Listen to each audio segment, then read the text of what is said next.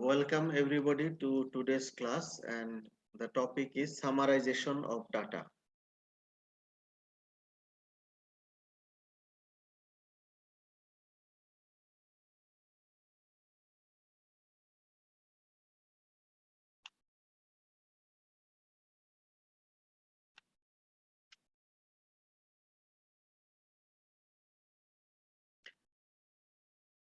Summarisation মানে হচ্ছে যে আমরা যে ডাটা কালেকশন করি, কালেকশন করার পরে তার কিছু সামারি মেজার ক্যালকুলেট করে হিসাব করা।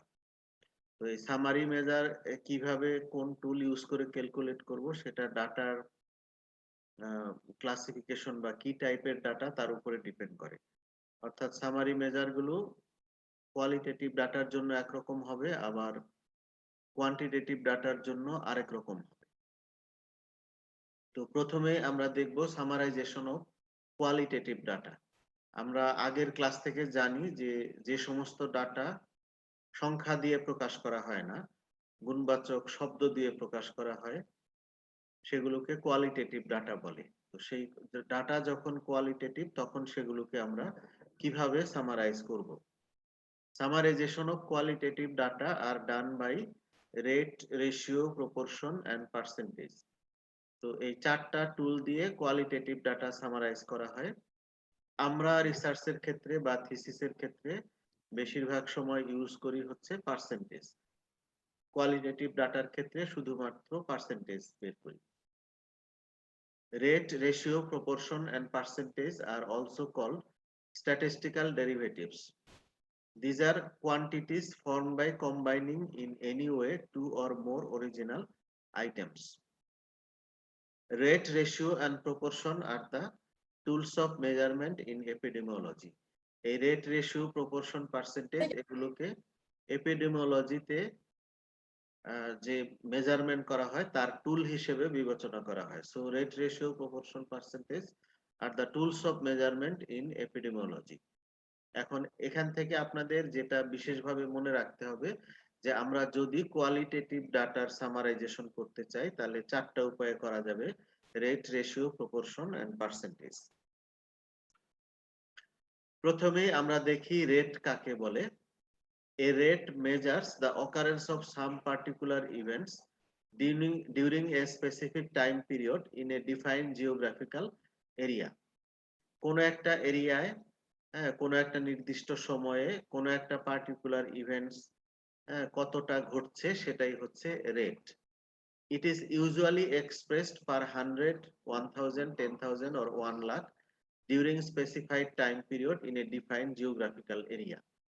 রেটকে 100 এও এক্সপ্রেস করা যায়, তারপরে 1000, 10,000, 1 লাখ এভাবে বিভিন্ন ভাবে এক্সপ্রেস করা যায়। A rate comprises of, আমরা এগুলো আমরা জানি আগে থেকে, তারপরে একটু সিস্টেমেটিক্যালি যদি পড়ি তাহলে রেট কি কি নিয়ে গঠিত। রেটের পার্ট থাকে, উপরে যেটা থাকে সেটা হচ্ছে নিউমারেটর, নিচেরটা ডিনোমিনেটর এবং পাশে একটা মাল্টিপ্লায়ার থাকে বা কনস্ট্যান্ট, এটাকে কে দিয়ে এক্সপ্রেস করা হয়। Here numerator is a part of denominator. এই কথাটা ইম্পর্টেন্ট, যারা সবাই খেয়াল করেন যে রেটের বেলায় হর লবেরই একটা অংশ, লবটা হরেরই একটা অংশ, অর্থাৎ numerator is a part of denominator. যাদের মাইক্রোফোন আনমিউট করা সবাই মিউট করে রাখেন, নয়েজ। রেটের এক্সাম্পল হচ্ছে incidence, prevalence, infant mortality rate এগুলো।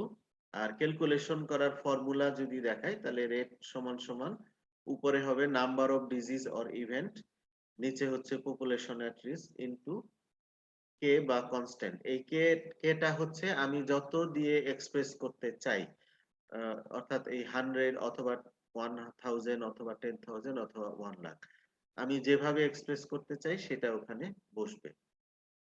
তাহলে এইভাবে রেট কাকে বলে, রেটের কি কি পার্ট, এবং রেটের বেলায় numerator is a part of denominator, এই কথাটা মনে রাখবেন এবং ক্যালকুলেট করার যে সূত্র এটা মনে রাখবেন।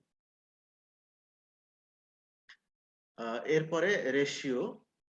A ratio is the expression of relationship between two different quantities. Here numerator is not a part of denominator, কিন্তু রেশিওর বেলায় এই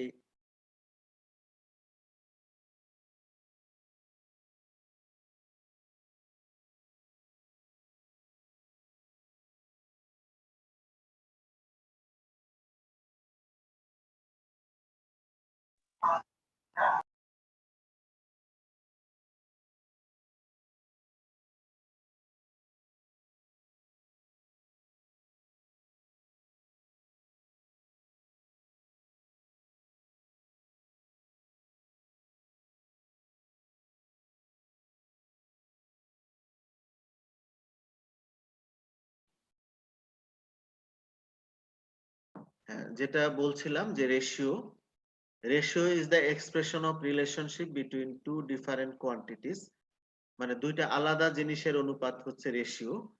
এখানে numerator is not a part of denominator. রেশিওকে ইউজুয়ালি এক্স বাই ওয়াই অথবা এক্স ইজ টু ওয়াই এভাবে প্রকাশ করা হয়। যেমন আমরা হিসাব করি sex ratio, doctor population ratio, doctor nurse ratio, maternal mortality ratio, এরকম। তো আমরা যদি সেক্স রেশিও ক্যালকুলেট করি তাহলে উপরে হবে নাম্বার অফ মেল, নিচে নাম্বার অফ ফিমেল। আবার ম্যাটারনাল মর্টালিটি রেট, এটা আসলে মিসনোমাস, অ্যাকচুয়ালি ম্যাটারনাল মর্টালিটি রেশিও। কেন রেশিও? কারণ ম্যাটারনাল মর্টালিটি রেশিও ক্যালকুলেট করার সময় উপরে থাকে নাম্বার অফ ম্যাটারনাল ডেথ, অর্থাৎ গর্ভজনিত কারণে যে মায়েরা মারা যায় তার সংখ্যা, আর নিচে হচ্ছে নাম্বার অফ লাইভ বার্থ। এখন যেহেতু ম্যাটারনাল ডেথ এবং number of live birth totally different জিনিস, এই কারণে ম্যাটারনাল মর্টালিটি রেট অ্যাকচুয়ালি এটা ম্যাটারনাল মর্টালিটি রেশিও, এবং এটাকে থাউজেন্ডে সাধারণত এক্সপ্রেস করা হয়।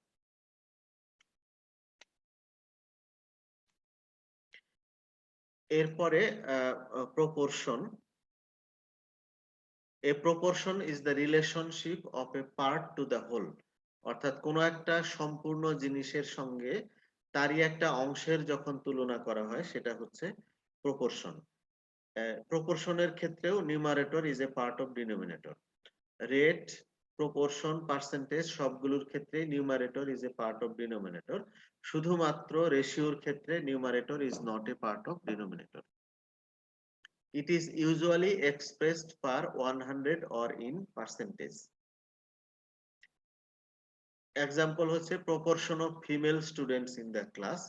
এটা যদি আমরা হিসাব করি তাহলে উপরে হচ্ছে নাম্বার অফ ফিমেল স্টুডেন্ট, নিচে হচ্ছে total student, that is total male and female student into 100। এরপরে পার্সেন্টেজ। পার্সেন্টেজও আসলে এক ধরনের প্রপোর্শন। যখন কোন প্রপোর্শনকে 100 এ এক্সপ্রেস করা হয় সেটাই হচ্ছে percentage. The percentage is the 100 times of proportion or proportion expressed per 100. Here numerator is a part of denominator. Percentage সমান x by x plus y into 100. এখানে একটা টেবিল দেওয়া আছে, এটা সবাই স্ন্যাপশট নিয়ে রাখেন। যে এখানে বলা হয়েছে home district of doctors practising in Mymensingh city. এটা এমনি একটা ডাটা দেওয়া হয়েছে যে ময়মনসিংহ শহরে যারা প্র্যাকটিস করে তাদের হোম ডিস্ট্রিক্ট কোনটা। এখানে দেখা যাচ্ছে ময়মনসিংহ এর মেল 30 জন, ফিমেল 10 জন, টোটাল 40 জন। আবার টাঙ্গাইলের আছে নেত্রকোনা, শেরপুর, জামালপুর, এইভাবে কিছু তথ্য এখানে দেওয়া আছে। তো এই টেবিলটার উপর ভিত্তি করে আমি যদি এই প্রশ্নগুলোর উত্তর বের করতে চাই, এটা আপনারা পরে প্র্যাকটিস করবেন। স্ন্যাপশট নিয়ে রাখেন যে what is the ratio of female to male doctors practising in Mymensingh city, এটা বের করবেন। What is the ratio of female to male doctors of Mymensingh district practising in Mymensingh city, what is the proportion of female doctors practising in Mymensingh city, what is the proportion of female doctors of Mymensingh district practising in Mymensingh city. এটা just brainstorming এর জন্য, এটা আপনারা করবেন পরে। এই টেবিলের তথ্য দিয়ে এই প্রশ্নগুলোর উত্তর বের করবেন। উত্তরও এখানে দেওয়া আছে, পরে নিজেরা মিলিয়ে নেবেন। এটা হচ্ছে উত্তর। এটা এমনি জাস্ট প্র্যাকটিস করার জন্য দেখাচ্ছি।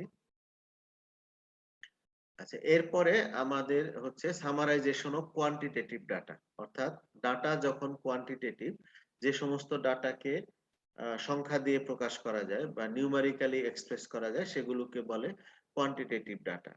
এখন আমরা যখন এই কোয়ান্টিটেটিভ ডাটা সামারাইজ করব, তখন কিভাবে আমরা করব, কি দিয়ে করব? তখন কিন্তু রেট, রেশিও, প্রপোর্শন, পার্সেন্টেজ হবে না। তখন আমরা কিভাবে করব?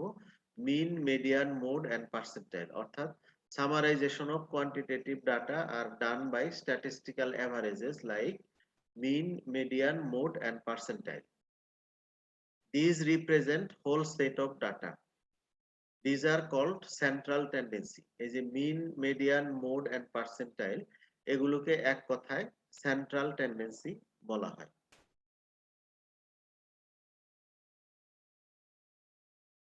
Most commonly used measures of central tendency ওই চারটাই, মিন, মিডিয়ান, মোড। এই তিনটা বেশি ইউজ হয়, পার্সেন্টাইল কোনো কোনো ক্ষেত্রে ইউজ হয়। তো প্রথমে আমরা দেখি মিন কি। এগুলো সবাই আমরা আগে জানি, স্কুল লেভেল থেকে জানি। এখন একটু ভিন্ন ভাবে আপনাদের যেহেতু অঙ্ক থাকে বা অনেক অঙ্ক করার বেজলাইন হিসাব হচ্ছে এই মিন বের করে নিতে হয়, সে কারণে এগুলো প্রত্যেকটা কিভাবে ক্যালকুলেট করবেন এটা দেখে নিবেন। তাহলে mean is the sum of all observations divided by total number of observation. অর্থাৎ যে কয়টা সংখ্যা দেওয়া থাকবে সবগুলোকে যোগ করে যে কয়টা সংখ্যা তা দিয়ে যদি আমরা ভাগ করি তাহলে মিন পাওয়া যাবে।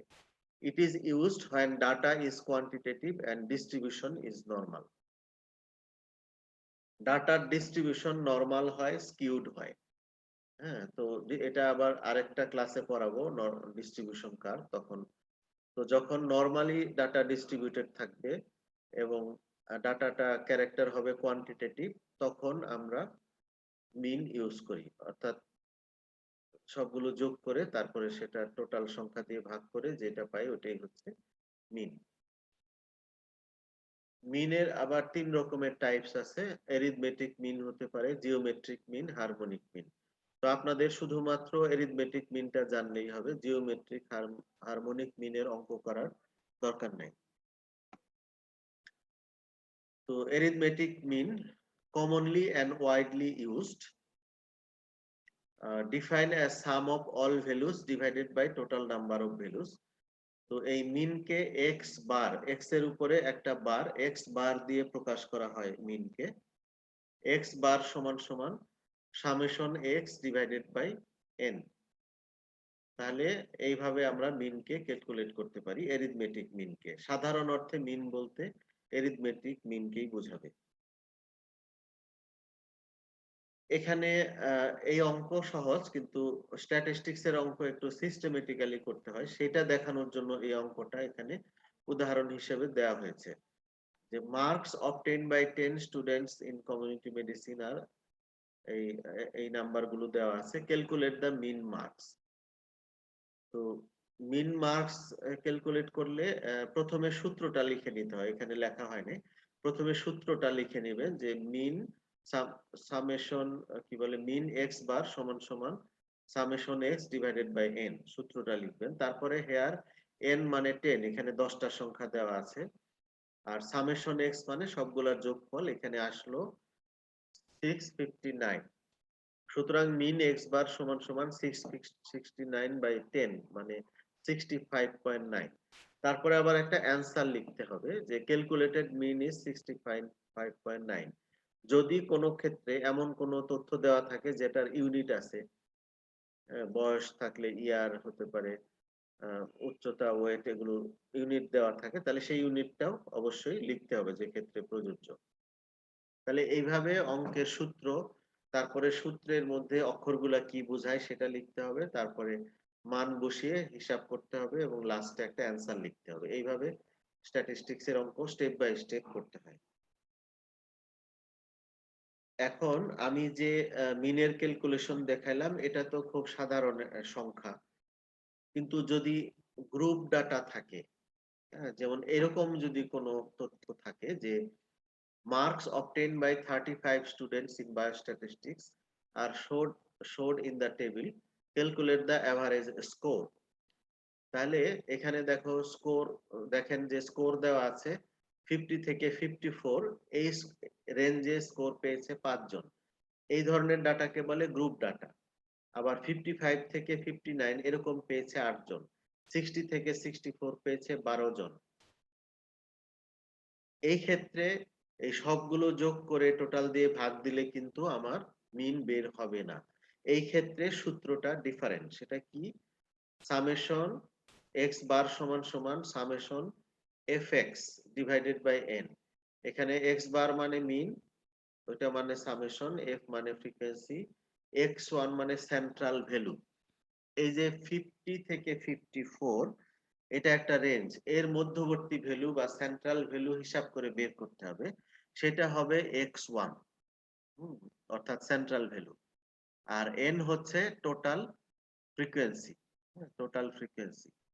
তো এটা আহ, এটা করে দেওয়া আছে এখানে। এখানে খেয়াল করে দেখেন যে যে প্রদত্ত স্কোর এটা একটা কলামে থাকবে, তারপরে ওই স্কোরের সেন্ট্রাল ভ্যালু বা এক্স ওয়ান, যে 50 এবং 54 এর সেন্ট্রাল ভ্যালু হচ্ছে 52, অর্থাৎ ওই দুইটাকে যোগ করে 2 দিয়ে ভাগ করলেই সেন্ট্রাল ভ্যালু বের হবে। তো এইভাবে প্রত্যেকটা ক্লাস ইন্টারভ্যালের সেন্ট্রাল ভ্যালু বের করা হয়েছে। আর ফ্রিকোয়েন্সি এটা দেওয়া ছিল যে ওই রেঞ্জে কয়জন পেয়েছে। পরে লাস্টের যে কলাম ওখানে প্রোডাক্ট মানে এফ এক্স ওয়ান, এখানে গুণ করতে হবে সেন্ট্রাল ভ্যালুর সঙ্গে ফ্রিকোয়েন্সি। পরে প্রত্যেকটার আমরা একটা প্রোডাক্ট বা এফ এক্স ওয়ান পাবো। এই এফ এক্স ওয়ান গুলো সবগুলো যোগ করলে আমার এখানে এসেছে 2145, আর টোটাল ফ্রিকোয়েন্সি এসছে 35। তাহলে এখন যদি ফর্মুলার মধ্যে ফেলি তাহলে দেখেন যে 2145 ডিভাইডেড বাই 35, অর্থাৎ এই ক্ষেত্রে মিন মার্কস হবে 61.29। অ্যান্সার যে ক্যালকুলেটেড এভারেজ স্কোর ইজ 61.29। তাহলে এই ক্ষেত্রে হিসাবের কিন্তু আলাদা রকম বিষয়। এখানে ওই সবগুলো যোগ করে ভাগ করার ইয়ে নেই। এখানে আগে সেন্ট্রাল ভ্যালু বের করতে হবে, সেন্ট্রাল ভ্যালুর সঙ্গে ফ্রিকোয়েন্সি গুণ করে প্রোডাক্ট বের করতে হবে, তারপরে সেই প্রোডাক্টের গুণফলগুলোর যোগফল বের করে সেটাকে টোটাল ফ্রিকোয়েন্সি নাম্বার দিয়ে ভাগ করে তারপরে পাওয়া যাবে মিন স্কোর। তাহলে এই হিসাবটাই আপনাদের জন্য বেশি জরুরি এবং এই হিসাবটা শিখে নেবেন। এরপরে জিওমেট্রিক মিন, এটার এই স্লাইডে যেটুকু দেখানো হয়েছে এটুকু জানলেই হবে, এটার কোনো অঙ্ক করতে হবে না। Mean calculated by using log is call geometric mean. Geometric mean G সমান সমান summation log x divided by n. এখানে জি মানে জিওমেট্রিক মিন, এন মানে number of observation, summation log x মানে log value of observe data. Harmonic mean used to find out the average speed। এটাও শুধু এই স্লাইডের অংশটুকু জানলেই হবে, অন্য কিছু অঙ্ক করা লাগবে না। হারমোনিক মিন মানে ওই যে গড় গতি বের করার জন্য ইউজ হয়। It is the reciprocal of the arithmetic mean of reciprocals. Formula 1/h সমান সামেশন 1/x1 ডিভাইডেড বাই n। এখানে h মানে হারমোনিক মিন বোঝাচ্ছে, n মানে ফ্রিকোয়েন্সি অফ স্পিড চেঞ্জ, আর x1 মানে স্পিড। মিনের পরে আসি median. Median is the mid value which divides a distribution into two equal halves when values are arranged in ascending or descending order. It is used when data is quantitative and distribution is skewed. যখন ডিস্ট্রিবিউশনটা normal না, কোনো একদিকে ঝুঁকে গিয়েছে বা skewed হয়েছে, তখন median বের করতে হয়। তো মিডিয়ান ক্যালকুলেশনের বেলায় একটা বিষয় অবশ্যই মনে রাখতে হবে, সেটা হচ্ছে যে মিডিয়ান ক্যালকুলেশনের আগে আমার যে প্রদত্ত ডাটাগুলো, যে ডাটাগুলো দেওয়া আছে সেগুলোকে অবশ্যই আমার করে নিতে হবে, কি বলে, অ্যাসেন্ডিং বা ডিসেন্ডিং অর্ডারে সাজিয়ে নিতে হবে। অ্যাসেন্ডিং বা ডিসেন্ডিং অর্ডারে সাজিয়ে না নিলে এই ক্যালকুলেশন ভুল হবে।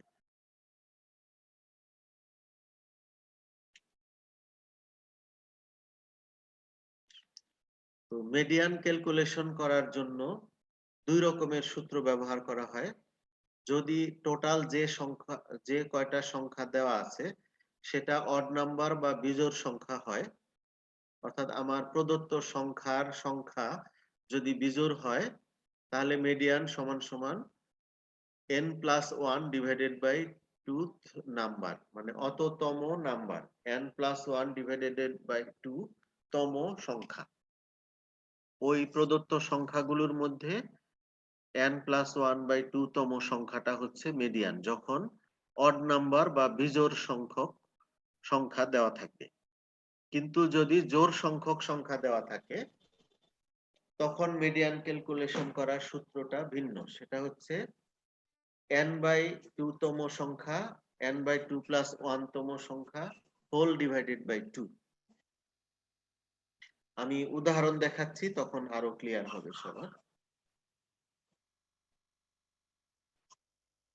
ক্যালকুলেশন অফ মিডিয়ান, এখানে একটা কোশ্চেন দেওয়া আছে, find the median of following data age in month. এখানে 2, 3, 5, 7, 9, 10, 11 এখানে অড নাম্বার অর্থাৎ বিজোড় সংখ্যক সংখ্যা দেওয়া আছে। এখানে দেওয়া আছে 7টা সংখ্যা। তাহলে এখানে টোটাল ফ্রিকোয়েন্সি অড নাম্বার, তাহলে সূত্র হবে প্রথমটা n+1 ডিভাইডেড বাই 2 তম সংখ্যা। তাহলে n মানে হচ্ছে 7 + 1/2 তম সংখ্যা মানে 8/2 মানে 4th নাম্বার। তাহলে এখন যে সংখ্যাগুলো দেওয়া আছে এগুলো অ্যাসেন্ডিং অর্ডারে সাজিয়েই দেওয়া আছে, ছোট থেকে বড় করে সাজিয়ে দেওয়া আছে। এখন গুণে দেখেন যে প্রথম সংখ্যা হচ্ছে 2, দ্বিতীয় সংখ্যা 3, তৃতীয় সংখ্যা 5, চতুর্থ সংখ্যা হচ্ছে 7। তাহলে এই 7 মান্থ, এই 7টা হচ্ছে আমার মিডিয়ান।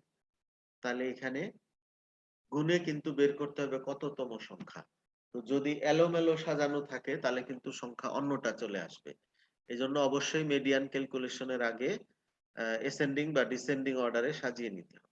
তাহলে এই ক্ষেত্রে ক্যালকুলেটেড মিডিয়ান ইজ 7 মান্থ। এই সূত্র দিয়ে সবাই অঙ্ক করা নিজেরা প্র্যাকটিস করবেন। এরপরে find the median of the following data weight in KG. এই ক্ষেত্রে 8টা সংখ্যা দেওয়া আছে, অর্থাৎ here total frequency is even number, জোড় সংখ্যা। তাহলে এখানে দ্বিতীয় সূত্র অ্যাপ্লিকেবল হবে যে n/2 তম সংখ্যা and n/2 + 1 তম সংখ্যা হোল ডিভাইডেড বাই 2। তাহলে n হচ্ছে 8 অর্থাৎ 4th নাম্বার আর 5th নাম্বার ডিভাইডেড বাই 2। তো এখানে 4th নাম্বার হচ্ছে 7 আর 5th নাম্বার হচ্ছে 9 অর্থাৎ 16 ডিভাইডেড বাই 2 মানে 8 কেজি। এখানে ক্যালকুলেটেড মিডিয়ান ইজ 8 কেজি। তাহলে এখানে খেয়াল করে দেখেন যে যদি অড নাম্বার দেওয়া থাকে তাহলে প্রদত্ত সংখ্যাগুলোর মধ্য থেকেই একটা মিডিয়ান পাওয়া যায়, কিন্তু যদি ইভেন নাম্বার হয় তাহলে নতুন একটা সংখ্যা অ্যারাইজ করে যেটা এই প্রদত্ত সংখ্যার মধ্যে নাই। দেখেন 8 এখানে দেওয়া নাই, 8টা নতুন ভাবে আসছে।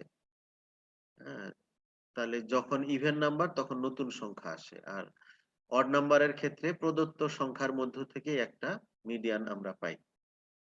তাহলে মিডিয়ান ক্যালকুলেশনটা যেহেতু অড এবং ইভেন নাম্বারে ভিন্ন হয়, সে কারণে এটার ক্যালকুলেশন নিজেরা একটু খেয়াল করে আত্মস্থ করবেন। এরপরে মোড। মোড MOD না, কিন্তু MOD, এটা বানান খেয়াল রাখবেন সবাই। Mode is the most frequently occurring value in A distribution. অর্থাৎ যখন অনেকগুলো সংখ্যা দেওয়া থাকে তার মধ্যে যে সংখ্যাটা সবচাইতে বেশিবার আছে সেটাই হচ্ছে মোড। এখানে যে সংখ্যাগুলো দেওয়া আছে দেখা যাচ্ছে তার মধ্যে 2 সংখ্যাটা 4 বার আছে, অন্য কোনোটা আর 4 বার নাই। তাহলে সবচাইতে বেশিবার যেহেতু 2 আছে, এই সংখ্যাগুলোর মোড হচ্ছে 2। এখন যদি এমন হয় যে when 2 or more numbers are in same highest frequency, what about the mode? যে 2 ও আছে 4 বার, আবার 6 ও আছে 4 বার, 8 ও আছে 4 বার। যদি এরকম হয় তাহলে কি হবে? মোড কোনটা হবে? তাহলে একাধিক মোড হবে। হ্যাঁ, 2 ও মোড হবে, 3 ও মোড হবে, 4 ও মোড হবে। তখন যদি সমসংখ্যক হাইয়েস্ট সংখ্যা থাকে তাহলে একাধিক মোড হতে পারে। এরপরে পার্সেন্টাইল। পার্সেন্টাইল কঠিন, এটা অনেক বোঝা যায় আবার মনে হয় বোঝা যায় না, এরকম একটা বিষয়। তো দেখেন যে a percentile is a value that divides a distribution into 2 parts. তাহলে এটা এমন একটা ভ্যালু যেটা ওই টোটাল রাশিকে 2 ভাগে ভাগ করবে। One part containing lower values in percentage than the percentile and other part containing higher values than the percentile. সংজ্ঞা এইভাবে শিখে নেবেন যে percentile is a value that divides a distribution into two parts, one part containing lower values in percentage than percentile and other part containing higher values than percentile. উদাহরণ দেই তাহলে আরেকটু clear হবে। যেমন 20th percentile, এটা বলতে আমরা কি বুঝি? 20th percentile is a value that divides a distribution into two parts, one part containing 20% values lower than the 20th percentile and the other part containing 80% values higher than the 20th percentile. Paediatrics এ যারা আছেন, growth monitoring এর ক্ষেত্রে percentile এর use আছে। ধরেন আমি 100 জন বাচ্চার ওজন মাপলাম, 100 জন বাচ্চার 100 রকম ওজন পেলাম বা ভিন্ন ভিন্ন রকম ওজন পেলাম। এখন যদি এমন হয় যে 7 কেজি এই ওজনটা যদি আমি নেই, তাহলে দেখা যায় যে 20 জন বাচ্চার ওজন এই 7 কেজির চাইতে কম আর 80 জন বাচ্চার ওজন এই 7 কেজির চাইতে বেশি। তার মানে এই 7 কেজি এটা হচ্ছে 20th percentile। ক্লিয়ার কিনা সবার কাছে? যে 100 জন বাচ্চার ওজন নিলাম, ভিন্ন ভিন্ন রকম ওজন পেলাম, তো 7 কেজিটাকে আমি ধরলাম। এই 7 কেজি নিয়ে যদি দেখি যে 20 জন বাচ্চার ওজন 7 কেজির চাইতে কম আর 80 জন বাচ্চার ওজন 7 কেজির চাইতে বেশি, তাহলে এই 7 কেজিটা হচ্ছে 20th percentile। Median is the 50th percentile of a series of data and other commonly used percentile are 25th percentile and 75th percentile. এরপরে কোয়ান্টিটেটিভ ডাটার ক্ষেত্রে মেজার্স অফ সেন্ট্রাল টেন্ডেন্সি বা সামারি মেজার বের করার পাশাপাশি ডাটা কতটা deviated বা কতটা ভেরিয়েশন আছে ডাটার মধ্যে সেটাও হিসাব করতে হয়। Measurement of variation, measurement of deviation অথবা ডিসপারশন বলে এগুলোকে। Dispersion is the measures of deviation of individual value from the central value. Process of measuring dispersion, purpose of measuring dispersion. Purpose of measuring dispersion is to see the characteristics of distribution. Methods of calculation of dispersion. Numerical method A calculate করা হয় range, mean deviation, variation, standard deviation and coefficient of variation. এই পাঁচটা numerical methods of calculation of dispersion or variation. আর graphical methods এর মধ্যে আছে histogram, stem and leaf diagram, normal curve, box and whisker plot. তো আপনারা internet থেকে দেখে নিবেন এই কিভাবে ইন্টারনেটে এগুলো কিভাবে আঁকা হয়, হিস্টোগ্রাম কি কিভাবে আঁকা হয়, স্টেম এন্ড লিফ ডায়াগ্রাম কিভাবে আঁকা হয়, নরমাল কার্ভ কিভাবে আঁকা হয়, বক্স এন্ড হুইস্কার প্লট কিভাবে আঁকা হয়, এগুলো নিজেরা প্র্যাকটিস করবেন বা দেখে নিবেন ইন্টারনেট থেকে।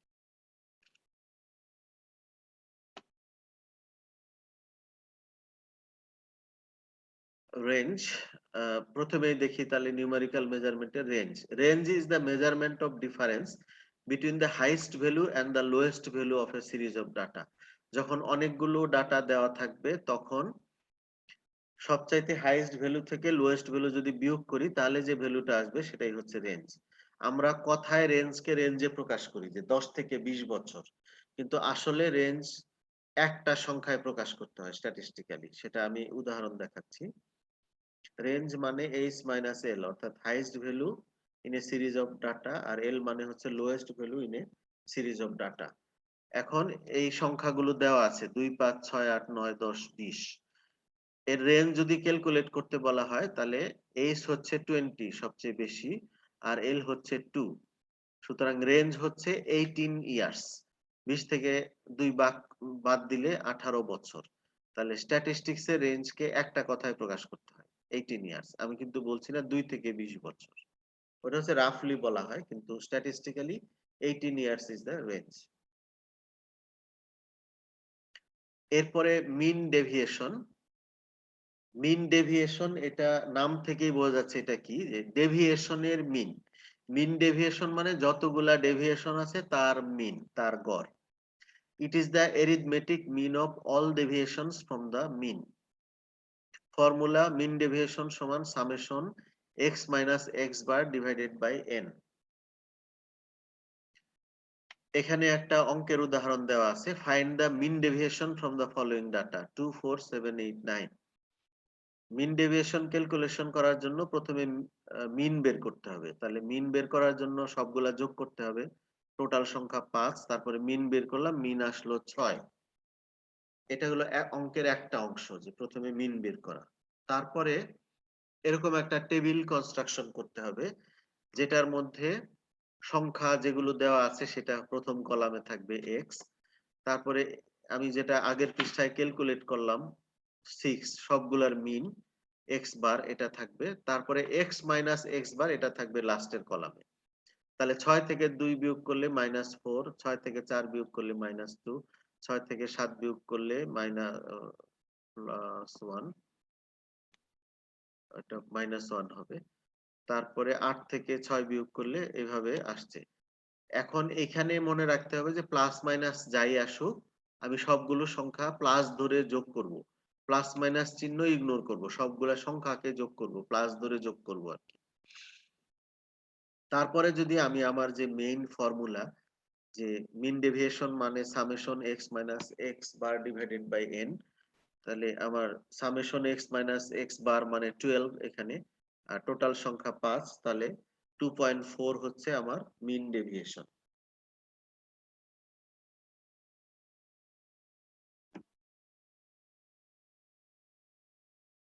ভেরিয়েন্স, এরপরে ভেরিয়েন্স। ভেরিয়েন্স হচ্ছে it is the mean of square deviation is called, the mean of square deviation is called variance.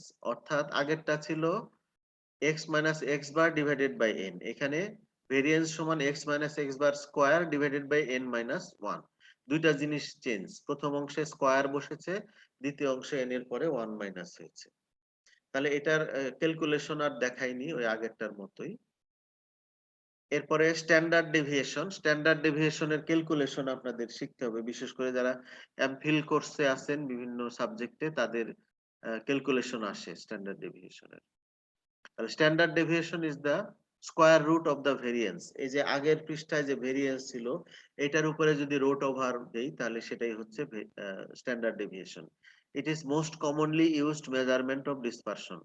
Formula হচ্ছে রুট ওভার ভেরিয়েন্স, অর্থাৎ root over summation x minus x bar square divided by n minus 1। ডিসপারশনের আরেকটা measure হচ্ছে coefficient of variation. Coefficient of variation is the percentage of standard deviation to the mean, অর্থাৎ এটাকে CV যদি বলি সংক্ষেপে, coefficient of variation divided by standard deviation divided by mean into 100, অর্থাৎ percentage of standard deviation to the mean is called coefficient of variation। তাহলে এই প্রত্যেকটা জিনিস কাকে বলে এবং কিভাবে ক্যালকুলেট করতে হয় এটা দেখবেন। তো আজকের ক্লাসের কন্টেন্ট এটুকুই ছিল।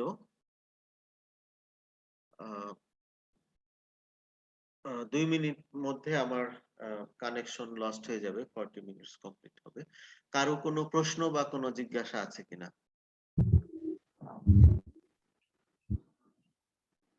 আর যারা আসসালামু আলাইকুম স্যার। ক্লাসে স্যার নাম এবং কোর্সের নাম্বার লিখে দিয়েন যা অ্যাটেন্ডেন্স হিসেবে। হ্যাঁ, কি বলছিলেন? স্যার আমি স্যার পার্সেন্টাইলে স্যার আরেকটা একটু এক্সাম্পল একটু বলবেন কি স্যার পার্সেন্টাইলের, তাহলে হয়তো আর একটু ক্লিয়ার হতাম।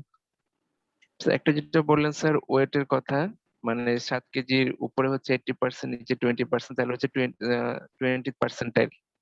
তো ওরকম স্যার আরেকটা উদাহরণ এক্সাম্পল একটু বলবেন যদি। আরেকটা উদাহরণ তো ওইরকমই হবে। ধরেন আমি ওয়েট দিয়ে বললাম যে আমি কিছু বাচ্চার ওয়েট কি বলে ওয়েট কি বলে এজ নিলাম ধরেন, বা অন্য যত প্যারামিটার আছে, হাইট আছে, হ্যাঁ হাইট নিয়ে ধরেন বাচ্চাদের হাইট কত হয় সাধারণত? 1 বছরের বাচ্চার হাইট কত হয়? আচ্ছা আমি জানি না, ধরলাম 3 ফুট হয় কথার কথা। তাহলে আমি অনেকগুলো বাচ্চার হাইট নিলাম, দেখা গেল যে 3 ফিট, কারোটা 4 ফিট, কারোটা 10 ফিট, এরকম বিভিন্ন উচ্চতা পাচ্ছি। 5 বছরের নিচে বিভিন্ন বাচ্চার আমি হাইট নিলাম। তো এখন একটা হাইট দেখা গেল কথার কথা 10 ফুট। এই হাইটটা হচ্ছে যদি আমি দেখি 100 জন বাচ্চার মধ্যে এই হাইটটা দিয়ে যদি ভাগ করি টোটাল ইয়েগুলাকে, টোটাল যে কয়টা হাইট আমি পেয়েছি, তো দেখা গেল যে 30 জন বাচ্চার হাইট এই 10 ফিটের চাইতে কম। আর 70 জন বাচ্চার হাইট এই 10 ফিটের চাইতে বেশি।